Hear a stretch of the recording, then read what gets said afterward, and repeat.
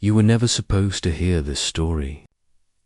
What happened inside a quiet white house in Atchison, Kansas, was meant to be forgotten, a ghost story to scare children, a cautionary tale for bored teenagers. But the truth runs deeper, darker, and more violent than any local legend.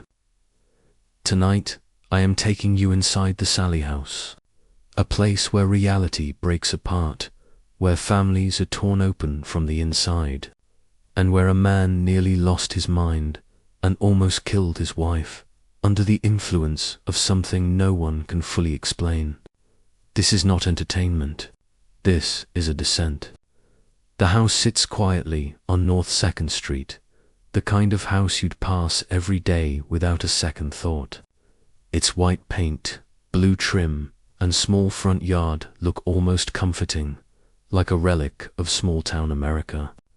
But behind those walls, history has left something behind. The house was built between 1867 and 1871 by Michael Finney, a family man who never knew that his name would be tied to America's most terrifying haunting. Finney died inside the home in 1872, and his son, Dr. Charles Finney, took over the property. Charles was one of the few doctors in town, running his medical practice out of the front room while his family lived upstairs. In a time before Atchison even had a hospital, Charles was the last line of defense for sick and injured townsfolk. But one day, a mother came pounding on the door with a small, feverish girl in her arms, and what happened next would stain the house forever. The child's name was Sallie. She was 6 years old, crying and clutching her stomach, her skin burning with fever. Dr. Finney knew immediately that her appendix was about to rupture. If he didn't act within minutes, she would die. He prepared a crude surgery right there in the house, on a bed just feet away from where his own children played. He administered chloroform, but in his desperation, he cut before it had fully taken effect. The girl screamed, thrashed, and then fell still. Sallie was gone. Some say the doctor's hands were shaking so hard that he had cut too deep, that her last moments were agony. Whatever the truth, her spirit never left the house. And she wasn't alone. Years passed, but the house never seemed to settle. People whispered about strange noises at night, soft footsteps on the stairs, the sound of a child crying in empty rooms. Tenants came and went, some leaving in the middle of the night without explanation. By the early 1990s, the Sallie House was just another old property for rent, its history half forgotten. That's when Tony and Deborah Pickman entered the story. Young, newly married, expecting their first child. They were exactly the kind of couple a house like this feeds on, optimistic, unguarded, looking for a place to start a future. When they walked through the door for the first time, they saw only charm, hardwood floors, a sunny kitchen, 3 cozy bedrooms. They didn't feel the weight pressing down on them yet. They signed the lease, moved in, and painted the upstairs room a soft color for the nursery. For a few weeks, life was simple. Deborah was nesting, Tony was working, and the house seemed quiet. Then the little things began. Light bulbs blew out for no reason. The oven timer would go off in the middle of the night. Their cordless phone would lose signal, then crackle back to life with a hiss of static that sounded almost like a whisper. Their dog began barking at empty corners of the nursery, hackles raised, teeth bared at something no one could see. These were small things, easy to dismiss.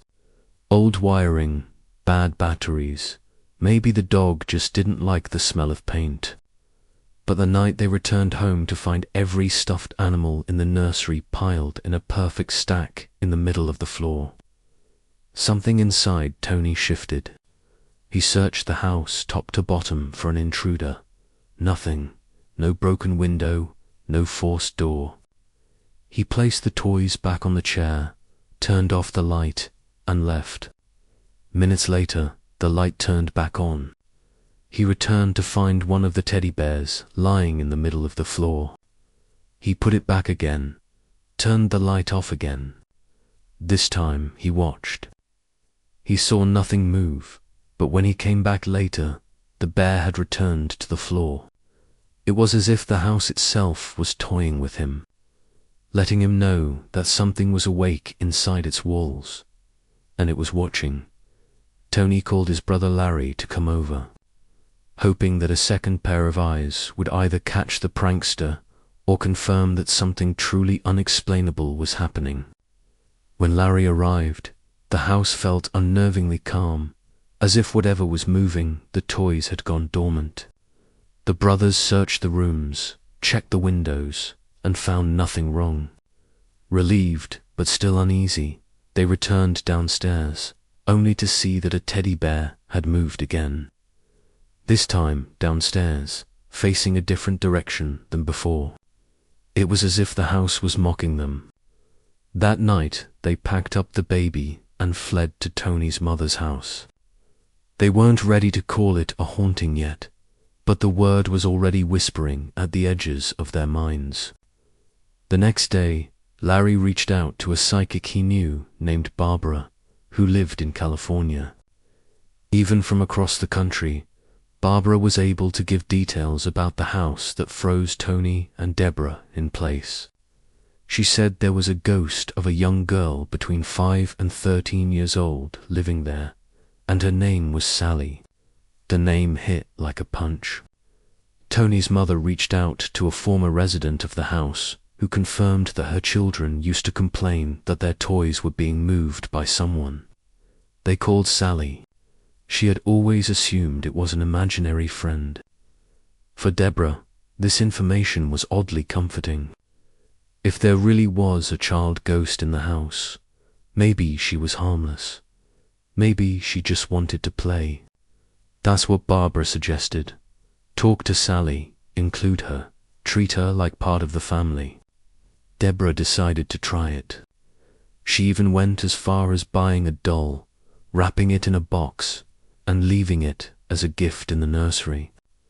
When she returned, the box and wrapping paper were still perfectly intact, but the doll had been removed and was sitting in Taylor's crib. This did not feel like an innocent game anymore. Something intelligent was in that house, and it was powerful enough to manipulate the physical world. Deborah began to feel protective of Sallie, maternal even, as though she were another child to care for. But Tony felt the opposite. The house was beginning to hate him, and soon it would stop playing games and start leaving marks. The first time Tony felt it, it was like an electric shock running across his back, sharp, fast, and hot. He had just finished checking on the baby and was walking toward the stairs when it hit. He winced, instinctively reached back, and felt something wet on his fingers. When he pulled his hand forward, it was streaked with blood. 3 long, parallel scratches had been carved into his skin, so deep they almost looked like animal claws. The pain was real, undeniable, and so was the evidence. Deborah gasped, horrified, but Barbara's voice on the phone was calm. She insisted Sallie didn't mean to hurt Tony, that she was scared of him leaving and had lashed out like a frightened child. Tony didn't buy it. He could feel the hatred behind the scratches, like whatever had touched him wanted him gone, or worse. But they stayed. Moving wasn't an option financially, and Deborah clung to the idea that Sallie was just a lonely little girl. She started talking to her every day, leaving toys in the nursery, and asking Tony to be more patient. But Tony's patience was unraveling fast. Whispers began to follow him from room to room, faint at first, like someone murmuring just out of earshot, then louder, overlapping voices that spoke all at once until they were deafening. He couldn't understand the words, but he could feel the contempt in them, The air in the house grew heavy, oppressive, and Tony began to dread coming home. At night, he felt his toes being tugged as he tried to sleep, a strange, playful nibbling that sent a chill through his body. Then came the dreams. He dreamed of being dragged out of bed, of shadowy figures pulling him toward the basement. He would wake up sweating, heart pounding, wrists burning as if someone had been holding them. One morning, he found small blisters on his skin, shaped like fingerprints. Deborah dismissed it all, claiming Sallie was just playing rough, but Tony could feel something darker closing in on him. The house wasn't just haunted, it was hostile, and the deeper he sank into its grip, the more violent it became, as if it was feeding off his fear, pushing him closer to a breaking point he couldn't yet see coming. The attacks escalated until they could no longer be brushed off as imagination or stress. One night, while Tony's brother Larry and his wife were visiting, the temperature in the living room suddenly dropped. Everyone could see their breath hanging in the air. The baby started crying upstairs, and Tony rushed to check on her. When he came back down, his face was pale, and his shirt was lifted to reveal fresh, bleeding scratches on his stomach, as if invisible claws had raked across him in real time. Larry swore he had heard growling from the nursery, low and guttural like an animal crouched in the dark. The room smelled of sulfur, a sharp, rotten stench that made everyone gag. No one could deny it now. Whatever was inside the Sallie house was not harmless. Deborah called Barbara again, desperate for answers. Barbara told them Sallie was jealous of Tony, that she wanted his attention, and when he didn't give it, she lashed out. But Tony couldn't shake the feeling that this wasn't the spirit of a child at all. There was a weight in the house now, a heaviness that pressed down on him every time he walked through the door. Lights began to flicker violently, appliances turned on by themselves, and cold spots appeared in the middle of rooms like invisible traps. At night, Tony began to lose time, waking up in strange positions, standing in corners, staring at the baby's crib with no memory of getting out of bed. Deborah caught him once with his hand on the nursery door, his face blank and eyes glassy, as if sleepwalking. When she shook him, he snapped out of it and had no idea how he'd gotten there. The house wasn't just attacking him physically anymore. It was worming its way into his mind. He started keeping journals of everything he experienced, terrified he was losing touch with reality. Deborah, though still trying to believe in Sallie as a lonely spirit, began to fear for Tony's sanity. Friends stopped coming over. Family visits became rare. The house had succeeded in isolating them, locking them into its grip. And deep down, Tony knew it wasn't done with him yet. It was just getting started. And the next step would be far more dangerous than scratches. Tony decided he couldn't keep living like prey inside his own home. One night after another round of scratches appeared on his chest. He stood in the middle of the nursery and shouted at whatever was in the house to leave him alone. The silence that followed was worse than any noise, a suffocating stillness, as though the house itself was holding its breath. Then, in the corner of the room, the stuffed animals began to turn one by one until they all faced Tony.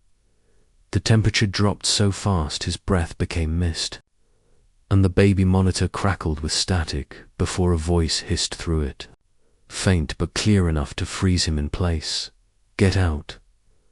Tony backed out of the nursery and slammed the door, his heart pounding so violently he felt sick.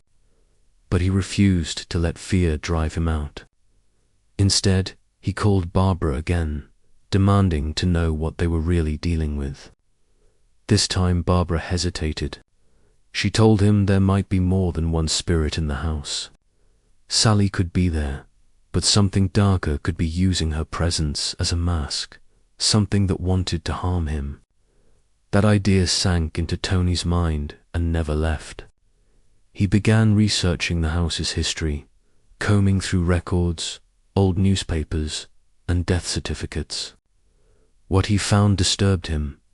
The house had once been owned by a doctor in the early 1900s, and there were rumors that a young girl had died there during a botched surgery. But there were also stories of other strange deaths in the house, unexplained fires, and tenants who reported being driven mad by unseen forces. This wasn't just one spirit's playground, it was a place soaked in suffering, a magnet for something far more malicious. The more Tony dug, the worse the activity became. Doors slammed so hard the frames cracked, light bulbs exploded overhead, and Tony was attacked again and again, leaving welts, bruises, and burns on his body. Deborah tried to comfort him, but even she began to feel watched, stalked, as though invisible eyes were following her through every room. The house was no longer just haunting them. It was hunting them, breaking them down piece by piece, and Tony could feel himself unraveling under its relentless grip. Tony's mind was no longer his own. He would wake up with his fists clenched so tightly his nails cut into his palms. Blood dried on his hands by morning. He started hearing voices even outside the house, whispers that followed him at work and in his car. Sometimes they sounded like a little girl calling his name. Other times they were guttural, snarling commands that made his stomach twist. Deborah noticed his temper growing shorter, his patience vanishing. He began snapping at her over small things, pacing the house at night, muttering under his breath as if arguing with someone she couldn't see.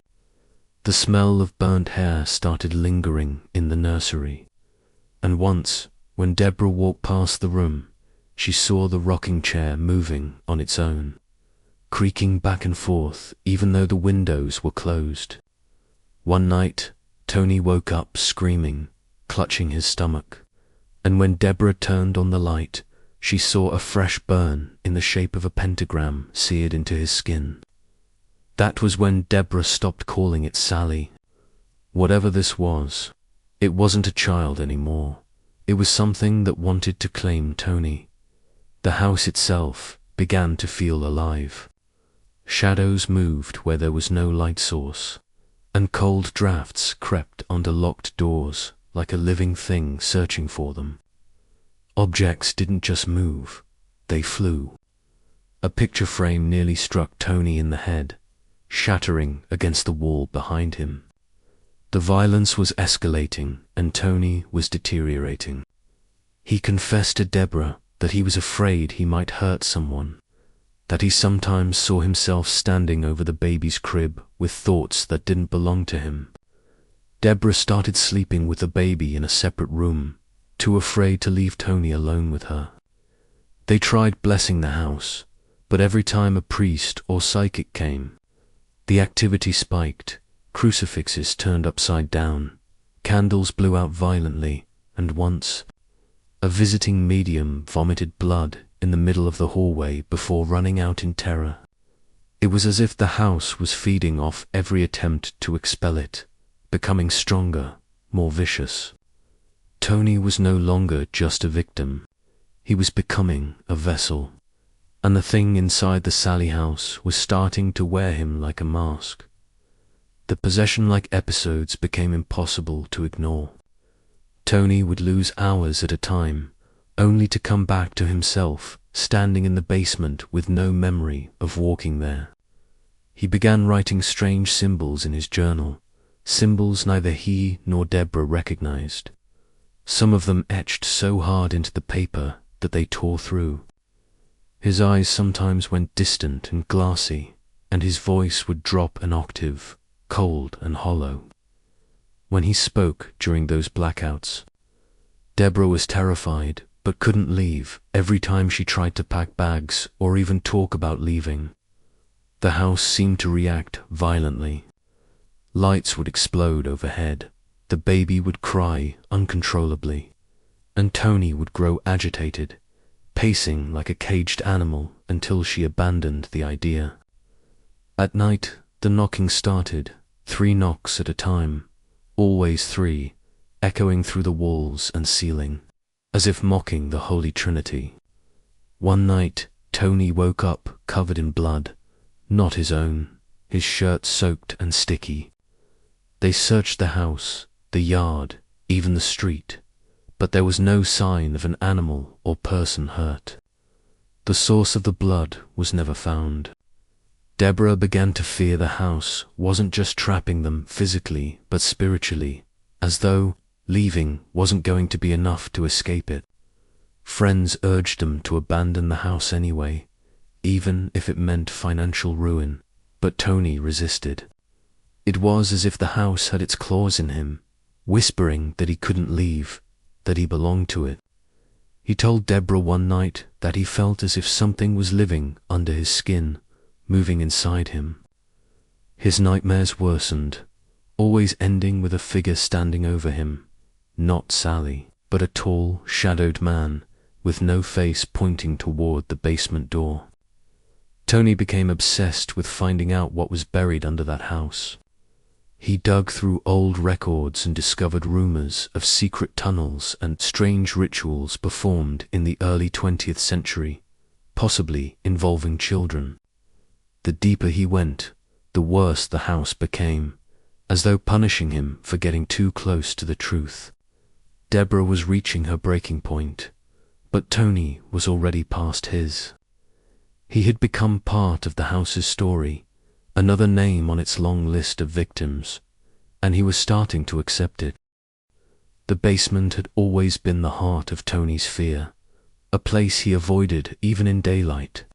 But one night, as if pulled by invisible hands, he found himself standing at the top of the basement stairs, gripping the railing so hard his knuckles turned white. The air coming from below was ice cold, smelling of damp earth and something metallic, like blood. He descended slowly, each step creaking as though the house was aware of his intrusion. At the bottom, his flashlight flickered and died, leaving him in total darkness. That was when he heard it breathing. Slow, heavy, labored breathing coming from the far corner of the basement. He turned toward the sound and saw the faint outline of a figure, crouched low, its head cocked at an unnatural angle. For several seconds it didn't move, just stared at him, its form barely visible in the dark. Then it rushed him. Tony stumbled backward, crashing into the steps, feeling hands cold, small, impossibly strong, clawing at his shirt and tearing at his skin. He scrambled up the stairs and slammed the door shut behind him, his chest bleeding in fresh, deep scratches. Deborah found him shaking on the floor, pale as death, unable to speak. From that night on, the basement door would swing open on its own no matter how many times they locked it. Cold air seeped through the house like a poison, making it hard to breathe. The baby refused to sleep, screaming for hours until Deborah was in tears. Tony became convinced that the thing in the basement wanted him alone. He started spending nights sitting at the kitchen table, staring at the basement door, waiting. Deborah pleaded with him to leave, to get help, but Tony refused. He said he needed answers, that the house wouldn't stop until he understood what it wanted. The attacks grew worse. Scratches appeared on his legs, his back, even across his face, while he was fully awake. Sometimes Deborah would see him flinch violently, as if being struck by invisible blows. One night, as he sat staring at the basement door, the baby monitor crackled to life and a low, gravelly voice whispered, "Come down." Tony felt something shift inside him that night, as though whatever was in the house had finally broken through. Tony stopped fighting the pull of the house. He began going into the basement willingly, sometimes for hours, emerging with blank eyes and scratches he couldn't explain. Deborah would find him standing in the dark, staring at the far wall as if waiting for something to speak to him, when she begged him to stop. He told her he couldn't, that there was something down there that needed him. His journal entries became darker, almost manic, filled with drawings of twisted faces, symbols, and cryptic messages like she isn't the only one and they want blood. Deborah realized this wasn't just about Sallie anymore, if she had ever been there at all. Whatever was in that house was no longer hiding behind the illusion of a child ghost. It was revealing its true nature. Objects began flying across rooms, narrowly missing Deborah and the baby. The scratches turned into full gouges, deep enough to scar. One night Tony woke up screaming, claiming he felt hands inside his chest, squeezing his heart. He collapsed on the floor, gasping, as if someone was trying to stop it from beating. Deborah dragged him to the car, ready to leave for good, but when she turned the ignition, the engine refused to start. Every light in the house turned on at once, and Tony began to laugh, a sound that didn't sound like him at all, low and hollow, like something else was using his body to mock her. She dragged him back inside, shaking, realizing they were trapped. Friends who came to help refused to stay longer than a few minutes. One described the house as predatory, saying it felt like being watched by 1,000 unseen eyes. Tony's health began to fail. He lost weight rapidly, his face hollowing, his skin growing pale and grey. He told Deborah that he dreamed of the basement every night now, that a man with no face waited for him there and promised him peace if he gave himself over. Deborah could feel the house closing in, turning their lives into a prison. This was no longer about survival. It was about resisting something that wanted to consume them completely. And every day, Tony seemed a little closer to letting it happen. The night everything broke began with silence, a silence so deep it woke Deborah from sleep, as if the air itself had been sucked out of the house. She turned to find Tony sitting upright in bed, his eyes wide, unmoving. She called his name, but he didn't respond.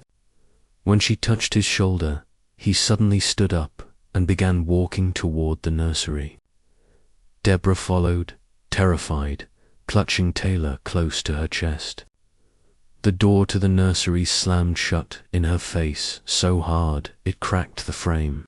She screamed for Tony, and then she heard it, the sound of something heavy dragging across the floor, followed by the baby's toys turning on all at once, blaring their tinny music into the suffocating air.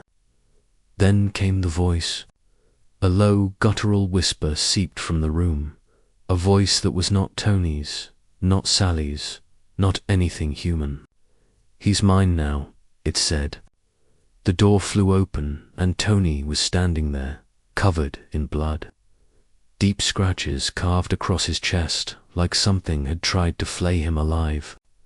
He grabbed Deborah by the wrist with a force that left bruises and told her they had to go now. As they stumbled toward the stairs, every light bulb in the house exploded one by one, raining glass around them.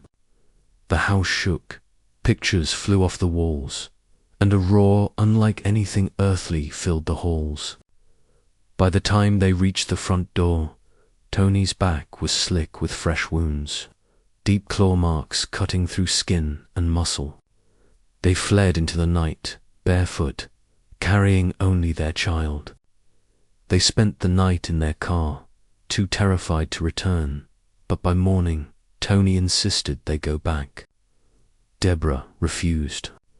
She told him if he stepped foot back in that house, he was going alone. That was the first time Tony admitted that he felt like the house was inside him, that leaving wouldn't make a difference. He could still hear the voices, still feel its pull, and now it wanted him to do things, dark things, to hurt people. This is the moment in the story where I need you, the viewer, to pause and ask yourself something. Would you have stayed this long? Tell me in the comments where you're watching from and type, "She isn't the only one." Twice if you feel this story pulling you deeper too.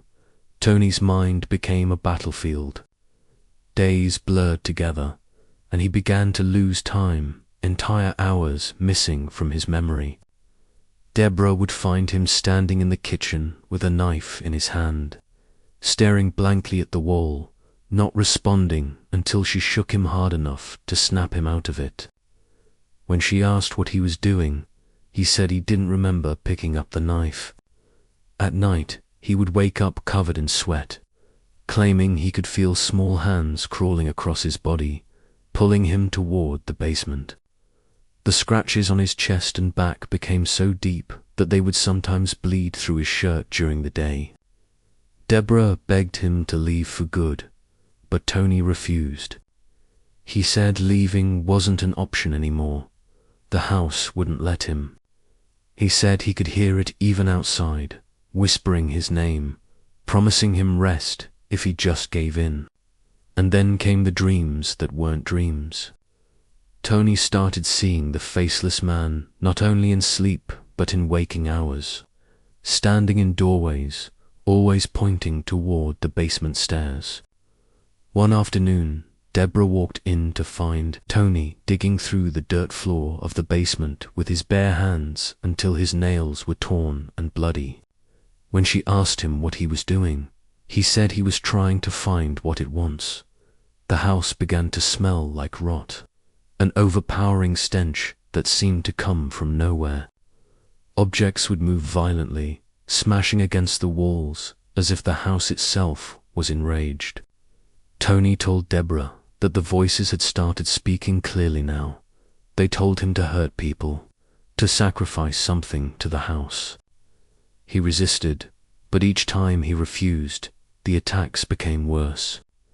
One night, he woke to find deep burns on his arms, shaped like small handprints, as if someone had grabbed him with molten hot fingers. The next morning, Deborah found Taylor's crib overturned, the baby screaming but unharmed. That was the breaking point for her. Whatever was in that house was now trying to claim their son. But Tony didn't want to leave. He told her that if they left now, it would follow them. It was too late. The house had already chosen him, and he could feel it sinking into his mind, into his very bones. The violence turned inward first. Tony began clawing at his own skin in the middle of the night, as if trying to dig something out of himself. Deborah woke one morning to find blood smeared across the walls, Tony on the floor sobbing, saying that they were under his skin. His eyes looked sunken, his voice hollow, and when Deborah begged him to leave, he laughed, a sound that made her blood run cold because it wasn't Tony's laugh anymore. It was deeper, mocking, like something else was using him as a mouthpiece. The house no longer tried to hide its intentions. Doors slammed hard enough to crack the frames, furniture was overturned, and flames would appear spontaneously on candles and curtains. One night Deborah awoke to the smell of smoke and found the nursery's rocking chair fully ablaze. Yet no damage had spread beyond it, as if the fire had been selective. Tony began having visions of the faceless man standing over Taylor's crib, pointing at the child as if demanding an offering. When Deborah tried to confront Tony, he snapped, shoving her so hard against the wall she lost her breath. Moments later, Tony collapsed in tears, saying he didn't want to hurt her, that it wasn't him. But she saw the way his eyes glowed with a strange, feverish light, as though something was living behind them. The attacks became relentless. Deep scratches appeared across Tony's chest in front of witnesses, sometimes spelling words, once forming what looked like the letter M, followed by a crude C, the initials of the original owner, Michael Croman Finney. Deborah became convinced that the spirit of the doctor and Sallie were not the only presences in the house. There was something darker, something inhuman orchestrating all of it. She started sleeping with a kitchen knife under her pillow, terrified not of ghosts but of her own husband. On more than one occasion, she woke to find Tony standing over her, watching her sleep, knife in hand, his face blank and his breathing slow and steady. The house wasn't just haunting them anymore. It was turning Tony into its weapon, reshaping him into something unrecognizable. Deborah realized that if she stayed, one of them would not survive. The question was whether she could get out before the house decided who it wanted to keep. Deborah's fear reached a breaking point the night she found Tony in the kitchen, holding the butcher knife over the family's sleeping dog. His arm trembled, sweat poured down his face, and he was whispering to himself in a voice that wasn't his own, "Just one. Just one." When Deborah screamed his name, he dropped the knife and collapsed, shaking violently as if something had been ripped out of him. For hours he sat on the floor, rocking back and forth, refusing to speak. When he finally did, his words chilled her. It won't stop until it gets what it wants. The house felt alive now, breathing with them, pulsing with a low hum they could hear in the walls. The smell of decay became unbearable, seeping into their clothes, their skin, even their food. Deborah felt watched every second, like invisible hands brushed her shoulders as she moved through the hallways. The baby's cries had turned shrill and panicked, waking at the exact same time every night, 3:33 a.m., the so-called devil's hour. On that night, Deborah saw something that destroyed any last illusion of safety. The faceless man at the foot of her bed, solid and towering, pointing toward Tony, then toward the baby, before fading into black smoke that sank into the floor. The message was clear. It wanted a sacrifice, and Tony was no longer strong enough to resist. He began locking himself in the basement for hours, coming back with new wounds, new carvings across his body, some so deep they required stitches he refused to get. Deborah caught him once, holding Taylor in the basement, standing before the dirt wall like he was presenting the child to something unseen. She snatched the baby and fled upstairs, screaming that they had to leave or she would take Taylor and never come back. Tony grabbed her arm, his grip strong enough to bruise, and begged her not to go, not because he wanted to protect her, but because he said leaving would make the house angry, that they would all die if they tried to escape. Deborah realized she was no longer talking to her husband. Whatever was speaking through him belonged to the house now. The choice was no longer about staying or leaving. It was about surviving long enough to get out alive. Deborah waited until Tony was asleep before making her move. She packed a small bag for Taylor, grabbed the car keys, and crept down the stairs in total darkness. But the house knew. The temperature dropped so suddenly she could see her breath, and every door in the house slammed shut at once, trapping her inside.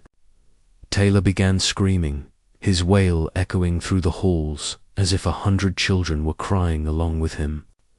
Deborah sprinted toward the front door, but when she grabbed the handle, it burned her palm, leaving a blister that formed instantly.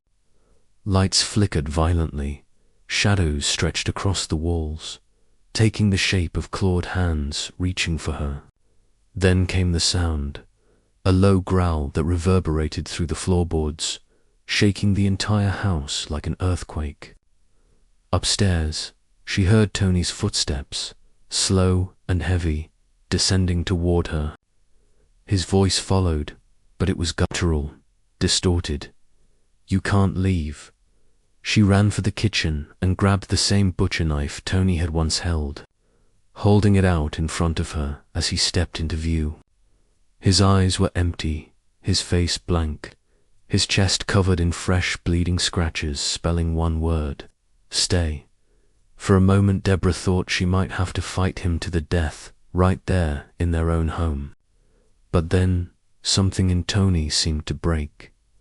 He dropped to his knees, screaming as though something inside him was tearing free. The air became electric, buzzing like a swarm of bees, and every object in the room flew from its place, smashing into walls, shattering into pieces.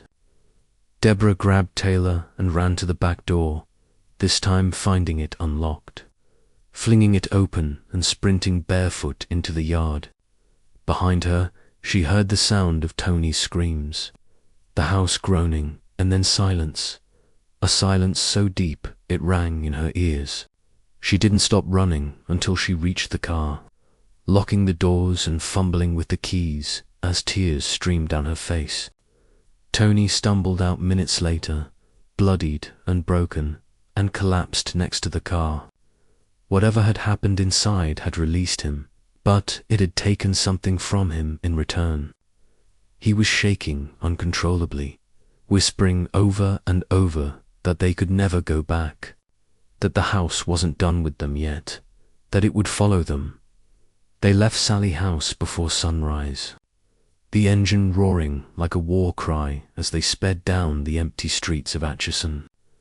Deborah gripped the steering wheel so hard her knuckles turned white, and Tony sat motionless in the passenger seat, staring out the window with hollow eyes. They didn't speak for miles. It wasn't until they crossed the Missouri border that Taylor finally stopped crying, his small body limp from exhaustion. But even then, there was no relief, only the terrible, gnawing certainty that something had followed them. In the rearview mirror, Deborah swore she saw a small shadow dart across the back seat, too fast to be a trick of the light. When they finally reached a motel, Deborah went inside to check them in, while Tony stayed outside smoking, his hands shaking. The air felt heavier than it should have been, and a faint sulfur smell clung to them like a second skin. That night, when they finally slept, they woke to find every light in the motel room turned on, the TV blaring static, and the bathroom mirror fogged over with words written in dripping letters. "Why did you leave?" Deborah grabbed Taylor and screamed for Tony, who was already awake, sitting in the chair by the window with a look of pure terror on his face. He said he had seen Sallie, or what wore Sallie's face, standing outside in the parking lot, staring up at him. They left the motel before dawn, too frightened to stay another night. But no matter where they went, the phenomenon continued. Radios turned on by themselves. Phones rang with only static on the other end. Deborah woke one night to find deep scratches down her legs, identical to the ones Tony once had. It was becoming clear that the house hadn't just been haunted, it had attached itself to them, as if claiming them as its property. Desperate, they contacted priests, shamans, paranormal investigators, anyone who would listen. Each one gave them the same grim answer. What had attached itself was not a little girl. It was something ancient, something malicious, and it had marked them. It wasn't about the house anymore. It was about them, and there was no guarantee they could ever escape. The cleansing ritual was their last hope.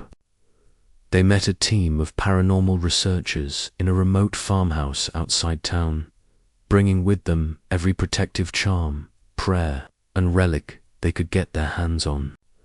The team set up a circle of salt, candles, and holy water, instructing Deborah and Tony to sit inside with Taylor in the center. The air was cold, unnaturally so, and the moment the first candle was lit, the wind outside picked up, rattling the windows like fists pounding on glass. The lead investigator began chanting in Latin, His voice strong at first, but quickly faltering as the temperature dropped further and a foul stench filled the room.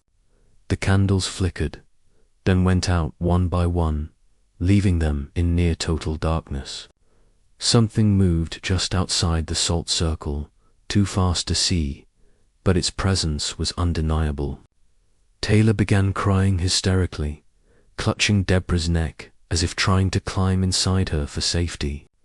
Then came the growl, the same deep, guttural growl they had heard that night in the house.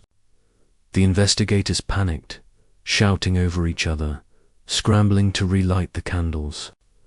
The moment the circle broke, chaos erupted. Every object in the room went airborne. Chairs slammed into walls. Books flew across the room. The table overturned. Tony grabbed Taylor and tried to shield him as a picture frame shattered inches from his face. Deborah screamed as unseen hands yanked her hair so hard her scalp bled. The investigators fled, leaving the family alone in the dark. And then, as suddenly as it began, everything stopped. Silence, stillness, but not peace. No, this was the kind of silence that feels alive, like the calm before a predator strikes. In the faint light of the emergency candles, Deborah saw it for the first time. Not a little girl, but a twisted, half-human shape crouched just beyond the salt, watching them with glowing eyes. It smiled, and in a voice that sounded almost like a child's but layered with something older. It said, "You belong to me now." The candles went out, plunging them into blackness. Tony swore he felt something climb onto his back, clawing at him, whispering into his ear. When they stumbled out into the night, the farmhouse behind them was completely still, but every window was now covered in bloody handprints. After that night, sleep became their enemy. Whenever Tony closed his eyes, he dreamed of the house, not as it had been, but as something alive, breathing, its walls pulsing like veins, its windows like open mouths. In every dream, Sallie stood at the end of the hall, her head cocked unnaturally to the side, her smile impossibly wide. Deborah dreamed of drowning, her lungs filling with dirt as small hands held her down. Taylor began waking in the night, screaming, claiming a little girl was whispering to him, asking him to play, asking him to come back. The line between dreams and waking life blurred. They started seeing the entity in reflections in the glass of car windows, in store mirrors, even in the dark surface of their coffee cups. The smell of sulfur followed them everywhere, seeping into their clothes, their hair, the seats of their car. Tony began losing time, finding himself in strange places with no memory of how he got there. His hands filthy, sometimes bleeding. Deborah found scratches on the walls of their new apartment. The same word appearing again and again, stay. Neighbors complained of hearing screaming from their unit at night, though neither Tony nor Deborah remembered making a sound. It was no longer about the Sallie House. It was as if the house had implanted itself into their minds, dragging them into its nightmare world whether they wanted it or not. At this point, I want you, the viewer, to stop and think. Ask yourself if you could endure what they endured. Could you hold onto your sanity knowing something was inside your home, your head, your child? Comment below where you are watching from right now. Let us see how far this story has reached. How many people are ready to face the darkness with us? Because what happened next was worse than anything before. The entity began speaking not just through scratches or whispers, but through Tony himself. Deborah awoke one night to find Tony sitting on the floor, chanting in a voice that wasn't his, drawing strange symbols on the wall with something dark. She turned on the light and screamed. It wasn't ink. It was blood, and the symbols weren't random. They matched the ones carved into the basement wall of the Sallie house. The ones investigators said predated the house itself. Tony's descent was no longer slow, it was violent, undeniable, like something had taken the wheel of his soul and slammed the gas pedal to the floor. He would wake up with dirt under his nails, as though he had been digging. He would speak in voices that did not belong to him, voices that sounded layered and ancient, male and female all at once. Deborah watched helplessly as he became a stranger before her eyes. His once warm presence replaced by something cold, calculating, predatory. He stopped eating, stopped sleeping, and when he did look at her, it wasn't with love, it was with something closer to hunger. Deborah began to fear for Taylor's safety more than ever, because the entity seemed obsessed with the boy, constantly luring him with whispers. Toys moving on their own, shadows dancing just for him. One night Deborah caught Tony standing over Taylor's crib with a kitchen knife in his hand, his face blank, his arm trembling as though fighting some internal command. When she screamed his name, he dropped the knife and collapsed, sobbing, begging her to take Taylor away before it made him do something irreversible. That was the moment she realized Tony was no longer just haunted, he was being used. His body was a vessel, and every day the vessel was filling up with something dark that wanted to spill over. They contacted another investigator, a man who specialized in demonic oppression cases, who agreed to meet them in secret. He warned them that what they were dealing with wasn't a ghost, wasn't even a simple demon. It was something older, something that had rooted itself into the earth of Atchison long before the house was built. The Sallie house wasn't haunted because of a little girl's death. It was haunted because it had been built on a place of power, a place where rituals had been performed for centuries, where something had been invited in and never told to leave. And now, by living there, by bleeding there, they had given it permission to attach itself to their bloodline. It wasn't just Tony who was marked. It was Deborah, it was Taylor, and it would not stop until it had consumed them all. The decision was made in silence. Deborah packed only what they could carry, gathered Taylor, and drove Tony back to Atchison. If the entity wanted them bound to the Sallie house, they would face it on their own terms, one last time. The plan was simple but dangerous. Confront whatever lived there and force it out, or die trying.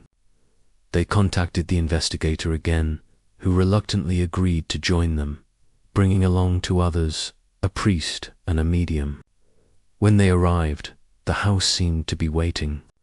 Its windows glowed faintly in the dark as though lit from within, though there was no power.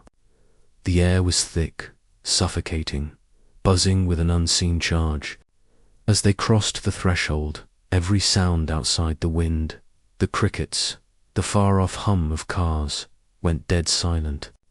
Inside, the temperature dropped so quickly their breath plumed in front of them. The investigator ordered everyone into the living room and began setting up his equipment, placing cameras, EMF meters, and digital recorders around the house. The medium sat in the center of the floor, chanting softly, calling whatever was inside to show itself. At first, nothing happened. Then the floorboards groaned, long and low, as if something massive was shifting underneath the house. The walls began to vibrate, the light bulbs popped one by one. And then came the laughter, high-pitched, childlike, but layered with something inhuman, echoing from every direction. The priest began reading prayers, his voice strong, commanding, but he barely finished the first line before something slammed into him, knocking him to the floor and leaving 3 deep claw marks across his chest. Tony screamed and doubled over, clutching his stomach, saying he could feel it crawling inside him.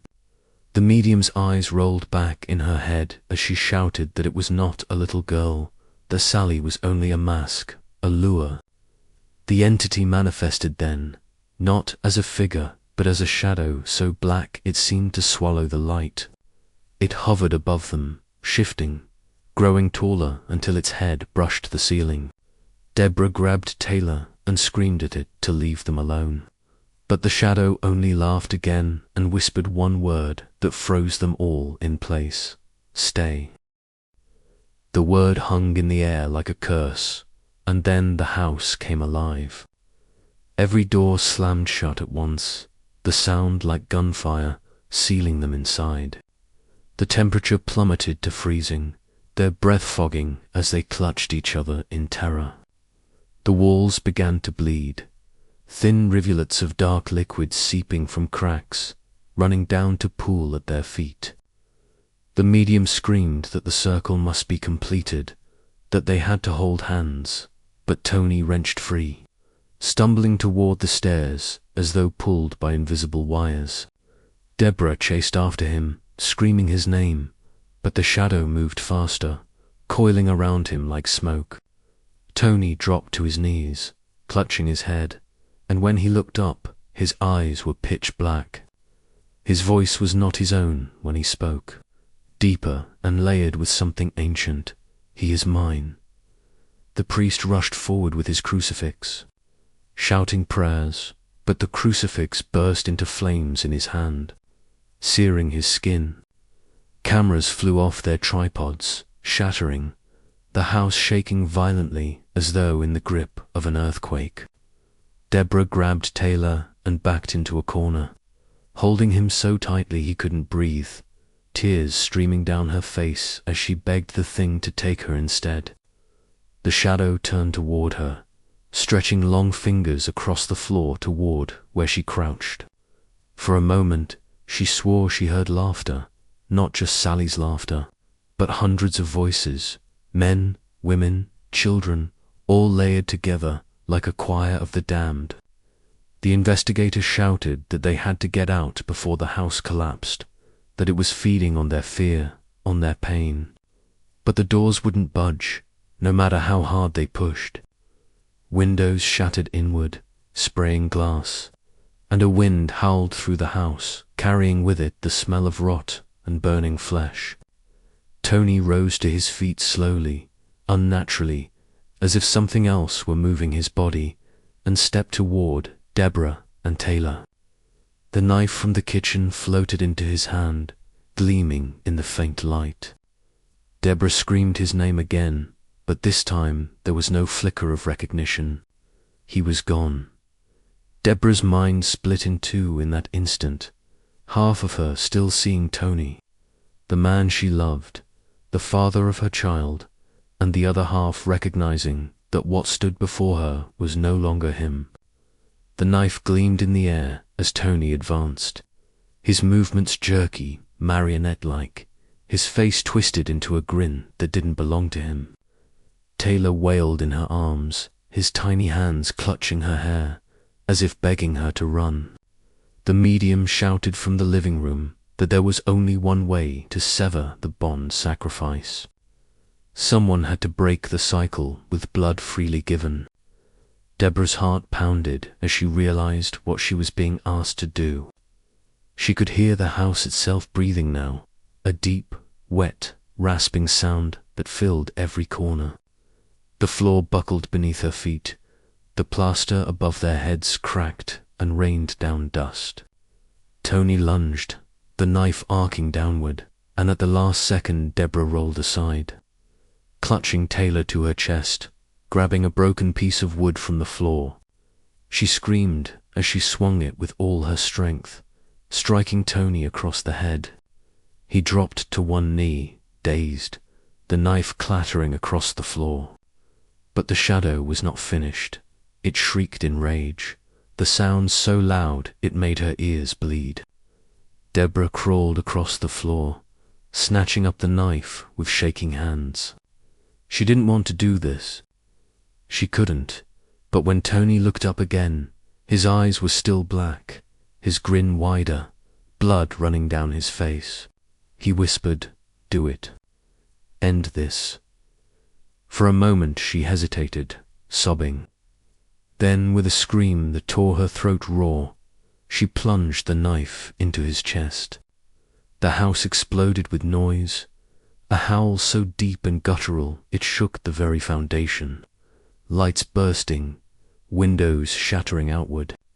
The shadow writhed, recoiling as though it had been struck.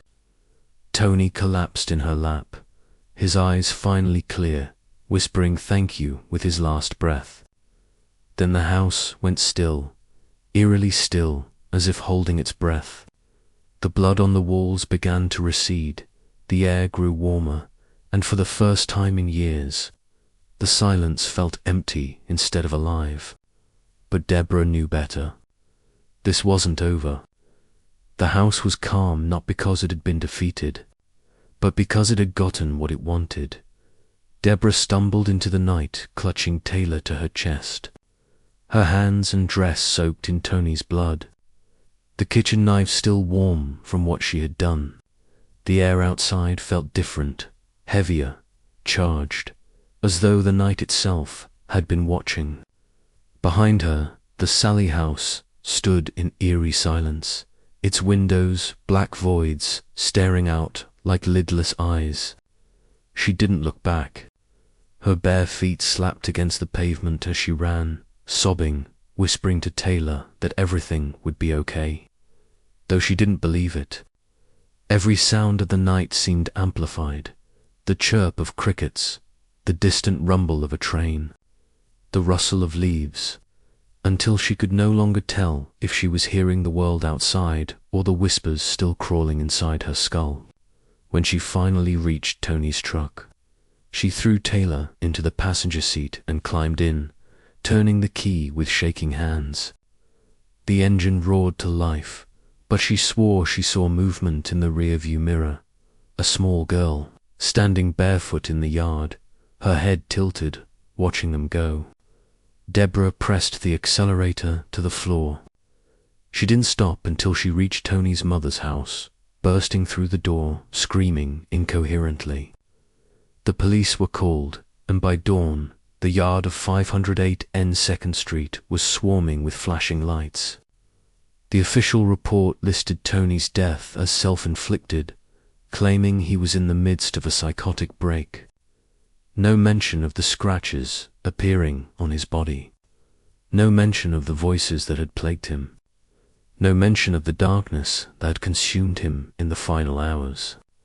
The house was sealed, its windows boarded, its doors padlocked, but locals say the boards don't hold for long. People still hear crying coming from inside at night, the unmistakable sound of a child's giggle echoing through the empty rooms. Paranormal investigators who visit claim that Tony's spirit never left, that he walks the upstairs hallway now, sometimes screaming, sometimes weeping. Some even say Deborah is still tied to the house, not by choice, but by blood. There are nights, they claim, when her car is seen parked outside, her silhouette sitting motionless behind the wheel, staring at the front door. Deborah herself has never returned, but the curse didn't end when she left. Taylor, now grown, refuses to speak about his childhood, and he has been seen carving strange symbols into wood, the same symbols investigators have found burned into the floorboards of the nursery. The Sallie House sits there still, quiet and unassuming, waiting. Locals cross the street rather than walk past it, whispering about strange lights in the upstairs windows long after midnight. Visitors who dare to stay overnight report waking to find children's toys arranged around their sleeping bags in perfect circles, as if someone or something had been standing over them as they slept.